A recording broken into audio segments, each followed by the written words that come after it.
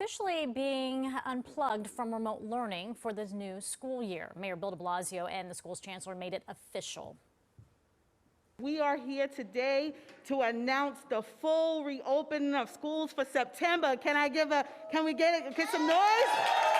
Yes.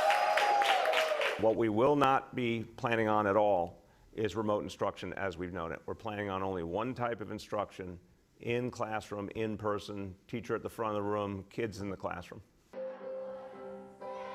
All right, you heard it right there. Remote learning is no longer an option for students and teachers. So let's talk to UFT President Michael Mulgrew. He joins us live with reaction. Good morning to you, Michael. Good morning. I hope you're well. I am. Good to see you as well. So did this announcement catch you by surprise, or did you know that the end of remote learning was coming? We've been having conversations with the mayor, and last week it was really about making sure that a decision was getting made and not waiting like we did last year until the end of August, so that schools could plan. So it was going back and forth, and right now we believe our goal should be that all students would be in person, because that's the best way for us to do our work, and that's the best way for us in terms of helping to undo all of basically the harm that has happened due to the pandemic to the children of our city. Absolutely, but can it be done safely? And do you have enough teachers, manpower, female power to make this happen? Yeah, we have enough people to make. Actually, what we've done this year is that we have thousands and thousands of substitutes who are working. Hopefully, when people retire, those substitutes would like to remain here in New York City, but we should have no problem with doing that. In terms of making it safe, we're going to continue on the path we have throughout this pandemic. Right now, we're headed in a very good direction. Positivity rate is at a level inside of the schools that we haven't seen since last March.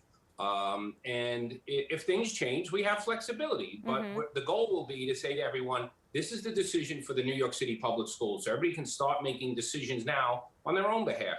If something does happen and there's a change somehow, we have the flexibility, but I think we all want to achieve the goal of all of our children back. All right, but there is some confusion because we're saying no more remote learning, but what about those snow days? Because the mayor canceled those for the year, and that was because there was remote learning available. So are we getting those back? We're waiting for the state education department to send out guidance on that issue. We believe that we're going to have to do something in terms of a remote option on the snow days. So what the mayor was talking about yesterday is a standardized daily program for remote learning will not be an option. That is the goal. And if something happens, look, after what we've just been through in this pandemic, we have flexibility built in. We have thousands of people who are trained on how to move a school around, how to change the setup inside of the school. But the most important thing is to have a smoother opening this September than we had last September. And that's why it was important for the mayor to do this now. And then the next piece is, how do we make parents feel comfortable with their children coming back? That's the big challenge that I see.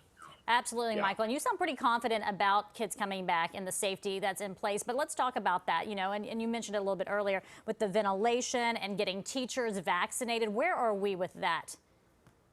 Well, remember, for the first month of vaccination for when was made available to school staff, both the city and the state did not keep track of it in their programs. In the program that we ran, we did. We can document well over 50% of school staffs have been given the vaccine, but there is a lot of people who were not counted. So if anyone who wanted it received it. So we're in a good place there. This is more about, though, we have over 60% of the parents who are not comfortable yet. I want them to be comfortable. I want them to see the schools are safe, which is why we want those open houses.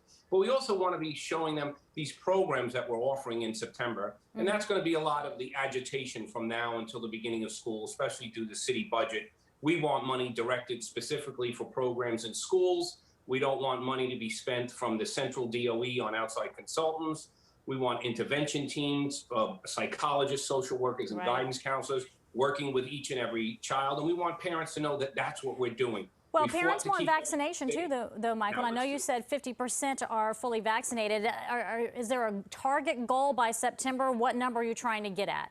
It's 50% we can document. Okay. Remember, the city and the state were not keeping track of school personnel in their systems. Why? I have no idea. They were supposed to. So the 50% that we can document at this point.